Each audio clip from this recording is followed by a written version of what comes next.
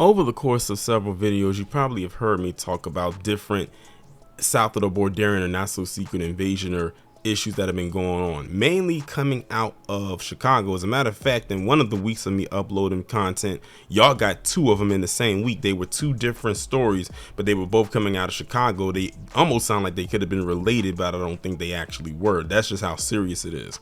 Then, of course, you've had stories that have come out of New York. But there's one other place out there that's dealing with this in a heavy way, much like Chicago and New York, that goes under the radar, and that is the city of Denver in Colorado. Now, I have a subscriber by the name of Jesse Paris, and some of you may have seen him in my chat a couple of times. I know he heavily frequents Blacklight Revelations channel as well. And he's out of Denver, and he's always said in our chats whenever this is a conversation or a topic that the SOB problem is getting intense out there in Denver, but because it's not Chicago or New York, it doesn't get the press or the media attention that it should.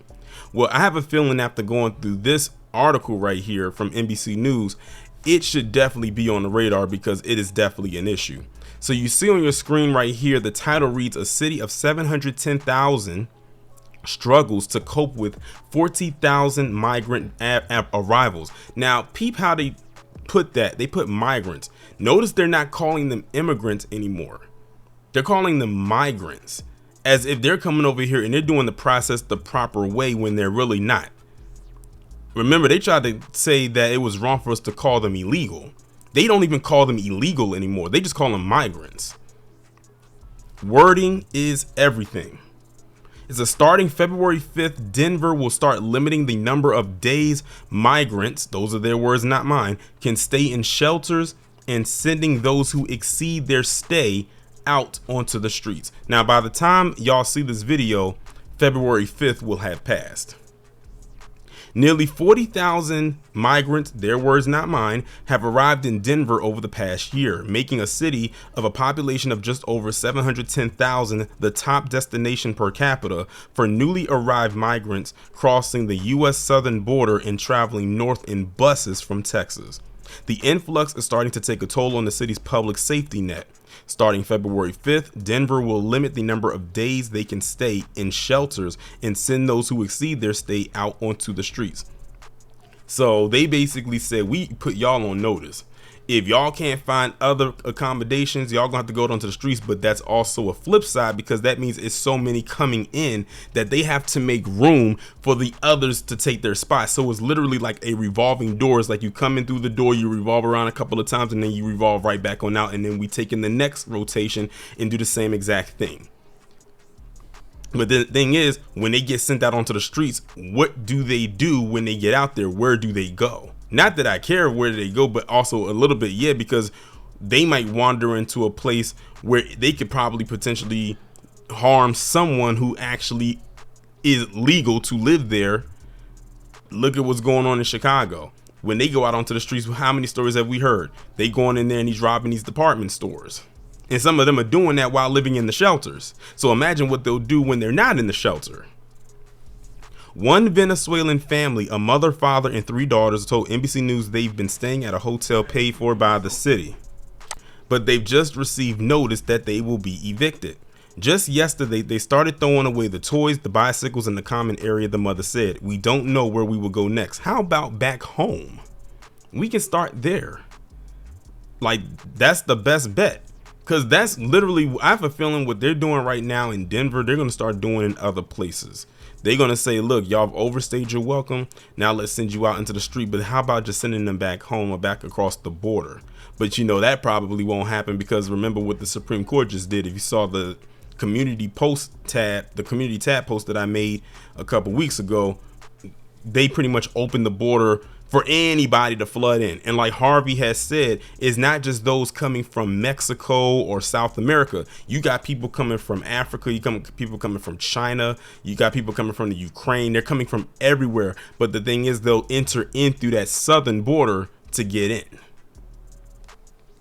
Denver Health, the city's safety net hospital, is asking for more money from both the state and federal government to help cover the $10 million in unpaid medical bills from them. Look, $10 million in unpaid medical bills just from them. They're basically getting a free ride, and it's hurting the hospitals. How are they going to care for the people that are paying and them at the same time when they're the ones running up a big tab? What they're going to end up doing is they're going to say, well, we don't know if we can give you any money. Just raise the insurance on the ones who's paying. So the people who are paying are the ones that are going to have to suffer, and not the ones who are basically getting a freebie. And they try to say we always asking for a handout. Denver Mayor Mike Johnston estimates the city will need $100 million over 2024 to pay for housing, schooling, healthcare, and other services as a result of the unexpected influx of the SOB. Dr. Stephen Federico, a pediatrician and chief government and community affairs at Denver Health, said the hospital has reached out to state and federal agencies for help. I think it's been an unheeded call so far in terms of who's going to be responsible for health care of this population, Federico told NBC News. In the meantime, it falls on safety net hospitals like Denver Health.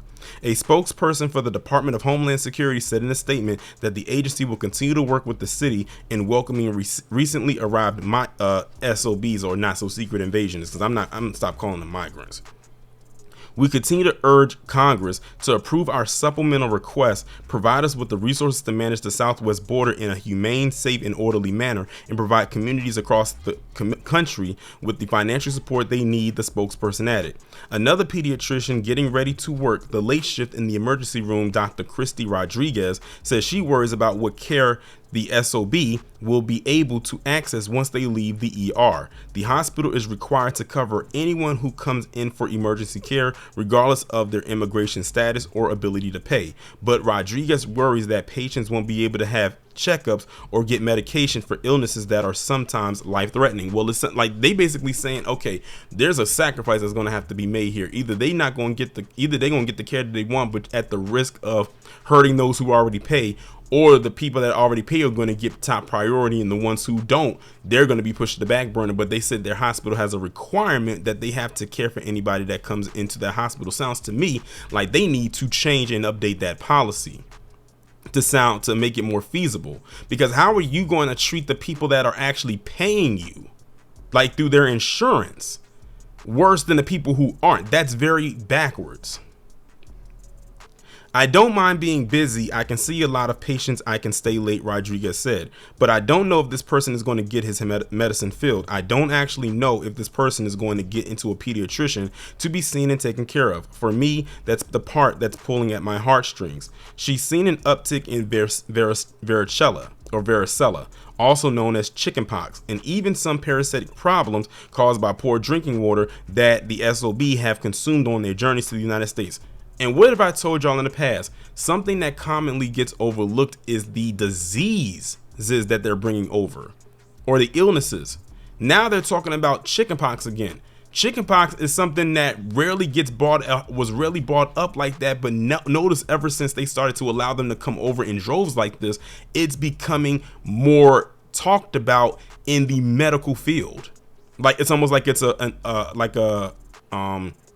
return. I remember having chickenpox when I was a kid. I was like maybe 4 years old. So you're talking about like 93. Look at how long ago that was. That was what, 31 years ago. And now 31 years later, it's starting to be talked about more. I mean, between the chickenpox, I've heard them talk about measles and all types of stuff. So like I said, keep in mind of the stuff that they're bringing over here from their countries. That's something they don't like to talk about. They're bringing a lot of illnesses and diseases. Talking about the crime rate, that's one thing, but there's another underlying layer, and that's the health issues that can spread. Because remember, chickenpox and measles are contagious. That gets out into the air, then you got another problem on your hands. In many ways, Denver has welcomed migrants in a way not seen in other cities. They have not had major protests like New York and Chicago, like I've said, because it's not getting that much media attention. Instead, residents have joined with nonprofits to donate food and clothing, and even organize carpools to get new south of the Borderian students to school. And I'm going to tell you right now, that is going to backfire in a major way. Nearly 3,000 SOB children, mainly from Venezuela, have joined the Denver public school system since July. Said, look, 3,000, y'all. 3,000. Said Adrian Andres, who oversees the multilingual education for the school district. Schools receive their allocated funding for the year based on their population in October, she explained, so it's been hard to pay for the increasing numbers. At Bryant Webster Dual Language School, Principal Brian Clark says he is receiving the 5 to 2 new SOB children per week, the number of new students he used to receive over a year. Andres says over 600 of the students come from with little to no schooling, so they spend time in specialized classrooms to get accustomed. We've gotten a lot of new kids really quickly with a lot of needs, Andres said. It's been getting creative in a lot of spaces. It's been bringing a lot of departments in, and it's been an adventure that we're glad to be on. They saying that stuff now, but then before you know it, they're going to be overwhelmed and having panic attacks like Brandon Johnson. Both hospital and school administrators in Denver said that they've been able to handle the influx so far, but that the rate of the growth is not sustainable with more outside funding. Now, see how they're saying on one hand, they're glad that this is happening and that they're able to help as many kids, but then on the flip side, they're going to say, oh, we need more money. Well, if you weren't so open to it, then you wouldn't have to be demanding so much more money. And you know they're going to be slow to give you the money, whether it's the state or the federal government. The Biden administration has asked Congress for $1.4 billion in grants to local governments and nonprofits for temporary food, shelter, and other services for recently arrived south of the Borderians. But so far, Republicans have been unwilling to put more money toward helping cities cope with immigration until Democrats and the White House agree to a number of legislative changes to restrict immigration across the southern border. Yeah, so as long it's always going to be a stalemate. It's always going to be a stalemate. You're going to have the Democrats that's going to be demanding more money, and you're going to have the Republicans that's going to be saying no. But like I've told y'all, they work hand in hand. Trust and believe. On the surface, they are opposed against each other, but behind the scenes, they are working together with each other. Like I said, this is going to be a very interesting election cycle. Just keep your eyes peeled. And to all of my people out there that live out in Denver, good luck and Godspeed, because this is getting spooky, or has been spooky for a while for Denver. And I'm glad that they're putting Denver out there now, because they said they've been having this problem for a while, but because it's, again, not New York and it's not Chicago, they're not getting the media attention. As a matter of fact, when I put this in there, shout out to Tawana in the Discord, because she posted it.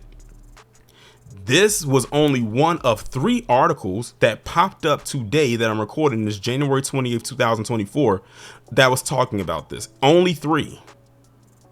Only 3. Now, I don't know how many more is going to pop up between now and when I upload this, but only 3. Now, I bet you if you typed in New York and Chicago, it would be a slew of them, multiple pages of it. But this was the only one of 3 articles that popped up talking about this exact topic right here. I don't know if maybe it's because it's a brand new fresh story that just went out probably in the last day or so, but the fact that it was only 3, it says a lot.